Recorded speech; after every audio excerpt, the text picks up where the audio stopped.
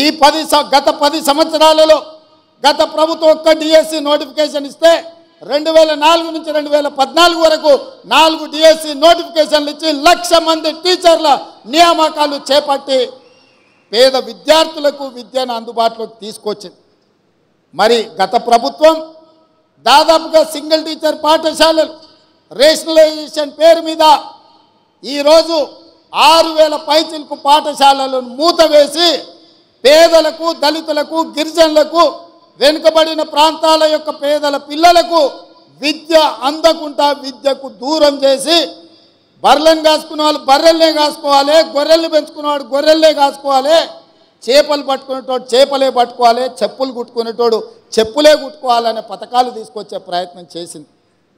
నేను అడుగుతున్నా, ఇక్కడున్న ఉపాధ్యాయులను, భవిష్యత్ తరాలను తీర్చిదిద్దబోయే మిమ్మల్ని నేను అడుగుతున్నా, మన తాతలు ముత్తాతలు చెప్పులు కుట్టో, చేపలు పట్టో, గొర్రెలు పెంచుకోనో, బర్రెలను కాసుకోనో బతుకుతే మన మనమన్లు కూడా అదే వృత్తి చేపట్టాలనా? లేకపోతే వాళ్ళు చదువుకొని డాక్టర్లు, లాయర్లు, ఇంజనీర్లు, ఐఏఎస్లు, ఐపీఎస్లు కావాలన్నా? మీరు ఆలోచన చేయండి.